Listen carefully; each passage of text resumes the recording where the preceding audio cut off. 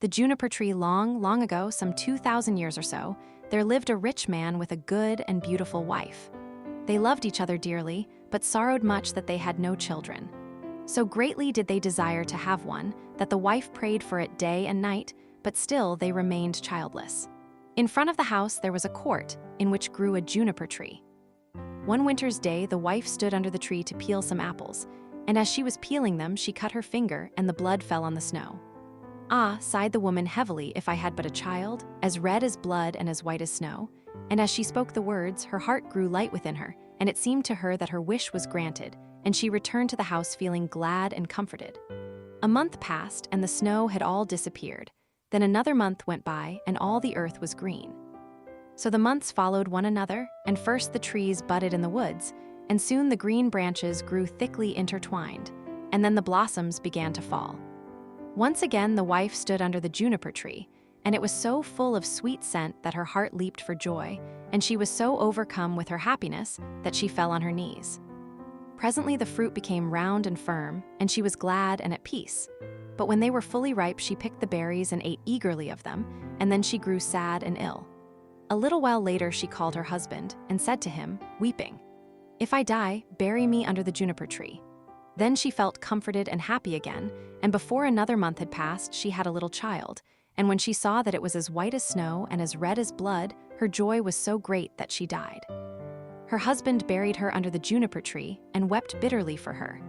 By degrees, however, his sorrow grew less, and although at times he still grieved over his loss, he was able to go about as usual, and later on he married again. He now had a little daughter born to him. The child of his first wife was a boy, who was as red as blood and as white as snow. The mother loved her daughter very much, and when she looked at her and then looked at the boy, it pierced her heart to think that he would always stand in the way of her own child, and she was continually thinking how she could get the whole of the property for her. This evil thought took possession of her more and more, and made her behave very unkindly to the boy. She drove him from place to place with cuffings and buffetings, so that the poor child went about in fear, and had no peace from the time he left school to the time he went back.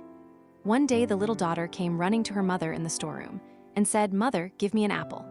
"Yes, my child," said the wife, and she gave her a beautiful apple out of the chest. The chest had a very heavy lid and a large iron lock. "Mother," said the little daughter again, "may not brother have one too?" The mother was angry at this, but she answered, "Yes, when he comes out of school." Just then she looked out of the window and saw him coming, and it seemed as if an evil spirit entered into her, for she snatched the apple out of her little daughter's hand and said, "You shall not have one before your brother." She threw the apple into the chest and shut it too. The little boy now came in, and the evil spirit and the wife made her say kindly to him, "My son, will you have an apple?"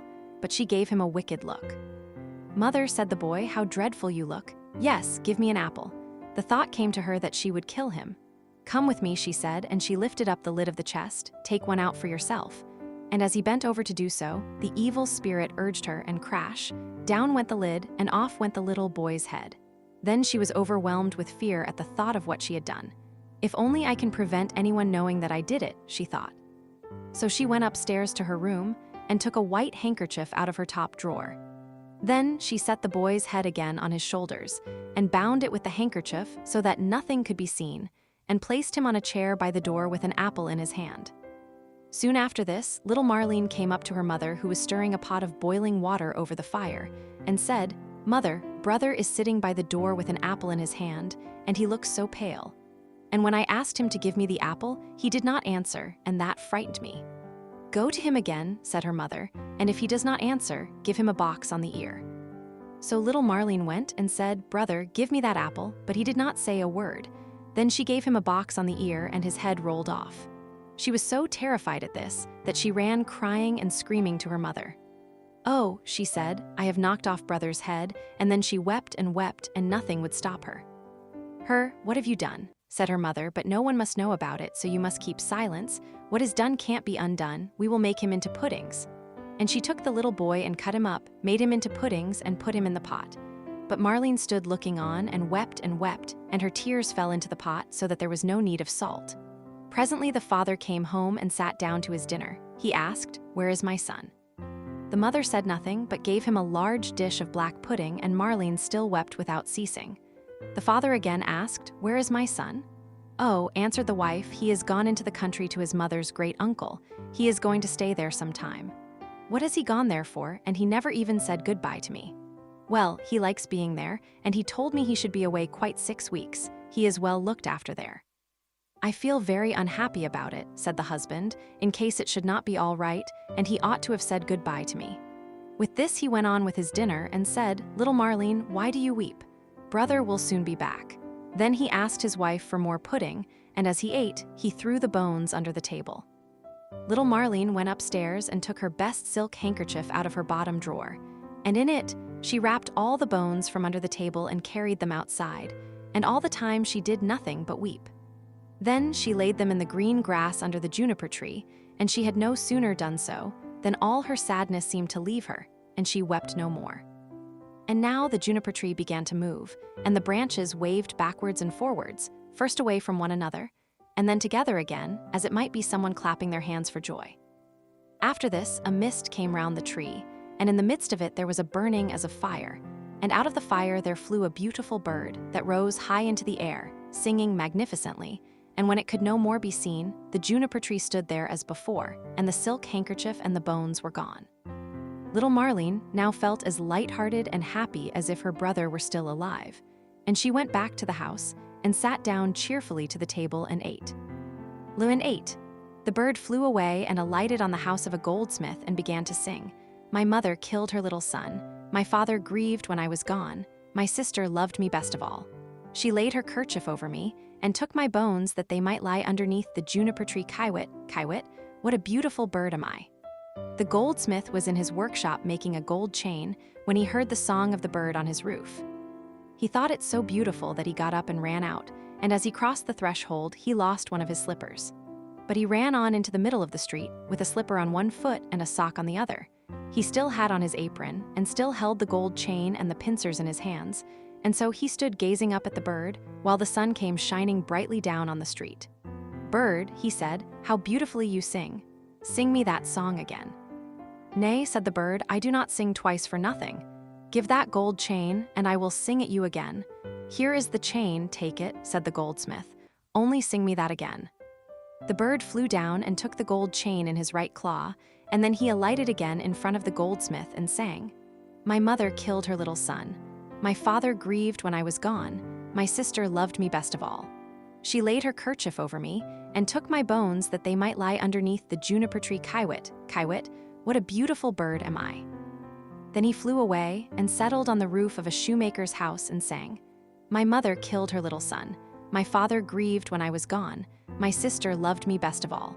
She laid her kerchief over me and took my bones that they might lie underneath the juniper tree. Kiwit, Kiwit, what a beautiful bird am I."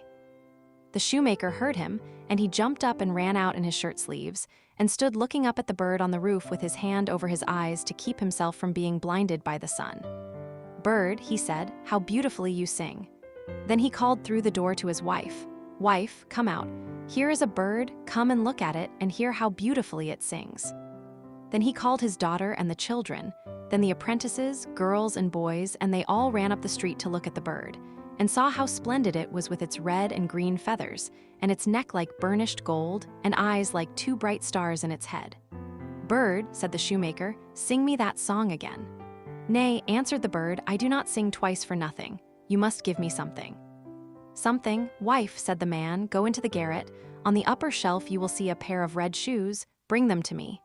The wife went in and fetched the shoes. "There, bird," said the shoemaker, "now sing me that song again." The bird flew down and took the red shoes in his left claw, and then he went back to the roof and sang, "My mother killed her little son. My father grieved when I was gone. My sister loved me best of all. She laid her kerchief over me and took my bones that they might lie underneath the juniper tree. Kiwit, Kiwit, what a beautiful bird am I." When he had finished, he flew away. He had the chain in his right claw and the shoes in his left, and he flew right away to a mill, and the mill went click-clack, click-clack, click-clack. Inside the mill were 20 of the miller's men hewing a stone, and as they went hick-hack, hick-hack, hick-hack, the mill went click-clack, click-clack, click-clack. The bird settled on a lime tree in front of the mill and sang, "My mother killed her little son. Then one of the men left off, my father grieved when I was gone. 2 more men left off and listened. My sister loved me best of all. Then 4 more left off. She laid her kerchief over me and took my bones that they might lie. Now there were only 8 at work underneath, and now only 5, the juniper tree. And now only 1, kiwit, what a beautiful bird am I. Then he looked up and the last one had left off work. Bird, he said, what a beautiful song that is you sing. Let me hear it too, sing it again. Nay, answered the bird, I do not sing twice for nothing. Give me that millstone and I will sing it again. If it belonged to me alone, said the man, you should have it.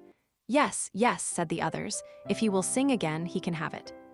The bird came down, and all the 20 millers set to and lifted up the stone with a beam.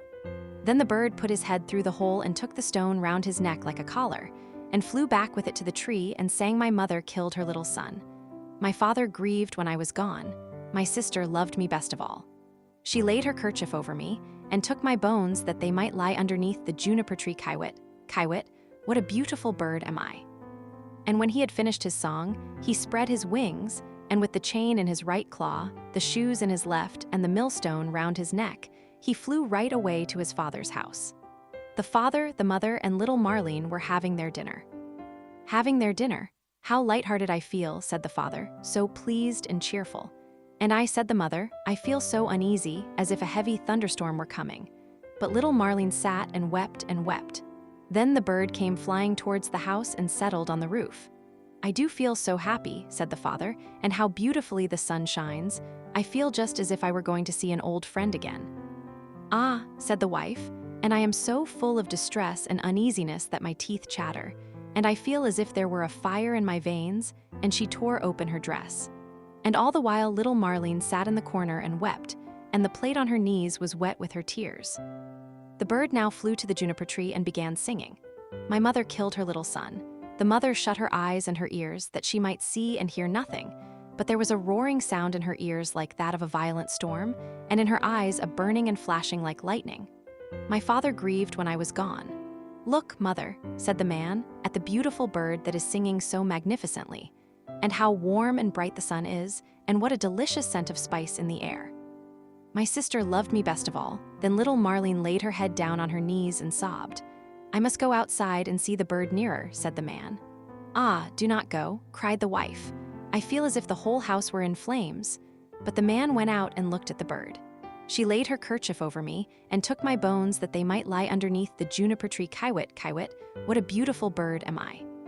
With that the bird let fall the gold chain, and it fell just round the man's neck, so that it fitted him exactly. He went inside and said, see, what a splendid bird that is. He has given me this beautiful gold chain and looks so beautiful himself. But the wife was in such fear and trouble that she fell on the floor and her cap fell from her head. Then the bird began again. My mother killed her little son, Ami. Cried the wife, if I were but 1,000 feet beneath the earth, that I might not hear that song. My father grieved when I was gone, then the woman fell down again as if dead. My sister loved me best of all. Well, said little Marlene, I will go out too and see if the bird will give me anything. So she went out. NG. So she went out. She laid her kerchief over me, and took my bones that they might lie. And he threw down the shoes to her. Underneath the juniper tree. Kiwit, what a beautiful bird am I. And she now felt quite happy and light-hearted. She put on the shoes and danced and jumped about in them. I was so miserable, she said, when I came out, but that has all passed away. That is indeed a splendid bird, and he has given me a pair of red shoes.